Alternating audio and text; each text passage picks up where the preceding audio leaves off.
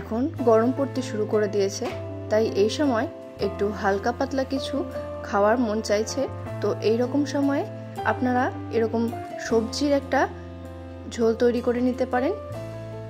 খেতেও কিন্তু টেস্ট হয় আর শরীরের জন্য খুব স্বাস্থ্যকর। তাহলে চলুন রেসিপিটা শুরু করা যাক। আর সাথে আছে আমি সুস্মিতা, আপনারা দেখছেন আমার চ্যানেল পালবাড়ির কিচেন। এই নিরামিষ সবজির ঝোল তৈরি করার জন্য আমি এখানে সবজি নিয়ে নিয়েছি উচ্ছে, আলু, সজনে ডাঁটা, বেগুন, কাঁচকলা। আপনারা এখানে চাইলে আপনাদের মন মতন সবজি অ্যাড করতে পারেন। এরপর একটা কড়াই বসিয়ে দিয়েছি, তাতে দিয়ে দিচ্ছি সর্ষের তেল। তেল গরম হয়ে গেছে, উচ্ছেগুলোকে প্রথমে ভেজে নেব। উচ্ছেটা যেহেতু তেতো, তাই এটা প্রথমে ভেজে আমি তুলে নেব। উচ্ছেটা ভাজার জন্য এখানে দিয়ে দিলাম স্বাদ মতো লবণ আর হলুদ। লবণ হলুদ দিয়ে উচ্ছেগুলো ভালো করে ভেজে নেব। উচ্ছেগুলো ভেজে নেওয়া হয়ে গেছে, নামিয়ে নিচ্ছি।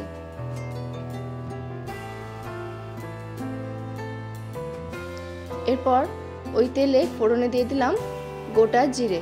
ফোড়নটা একটু নাড়াচাড়া করে নিচ্ছি। ফোড়ন থেকে গন্ধ বেরিয়ে গেলে এর মধ্যে আমি বাকি সবজিগুলোকে অ্যাড করে দেবো। দিয়ে দিচ্ছি আলু, বেগুন, কাঁচকলা, সমস্ত সবজি দিয়ে দিলাম। সজনে ডাঁটাটা আর একটু পরে আমি এর মধ্যে ব্যবহার করব। প্রথমে এই সবজিগুলোকে একটু ভেজে নেব।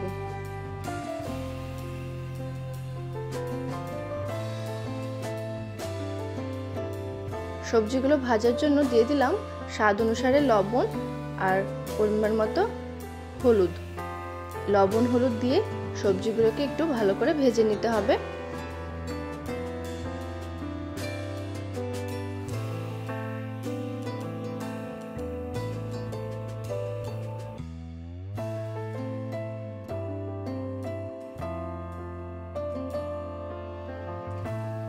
সবজিগুলো ভাজতে ভাজতে এদিকে আমি এর জন্য একটা মশলা তৈরি করে নেব।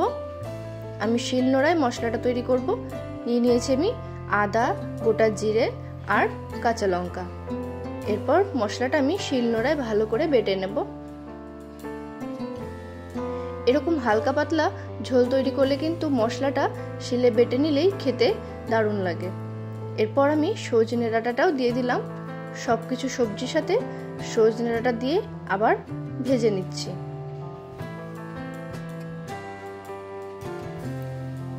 এদিকে মশলাটাও আমার বেটে নেওয়া হয়ে এসেছে।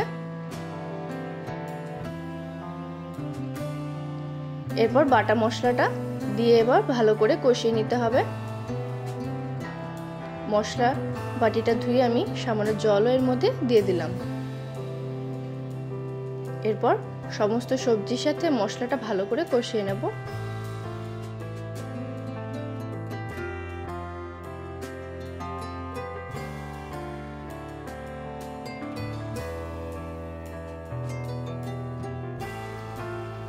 মশলা কষাতে কষাতে এখানে দিয়ে দিলাম পরিমাণ মতো লবণ আর হলুদ।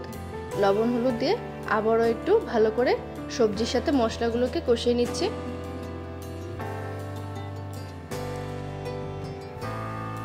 মশলাটা কষানো হয়ে এসেছে, এখন আমি জল দিয়ে দেব।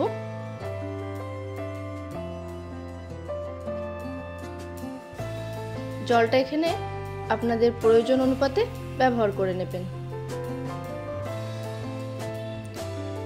আমি এখানে অনেকটা পরিমাণেই জল দিয়েছি, যেহেতু এটা হালকা পাতলা ঝোল হবে সেই জন্য।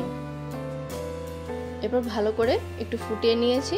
ঝোলটা যখন ফুটে উঠেছে এই সময় আমি উচ্ছেগুলোকে দিয়ে দিয়েছি।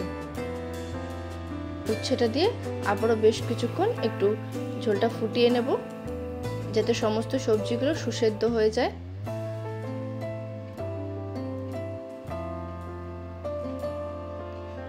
সবশেষে আমি বেগুনটা দিয়ে দিয়েছি। বেগুনটা ভাজার সময় আমি আগেই তুলে রেখেছিলাম, সেটা আমার দেখানো হয়নি। এরপর বেগুনটা অ্যাড করে আবারও 2-3 মিনিট একটু ঝোলটা ফুটিয়ে নেব।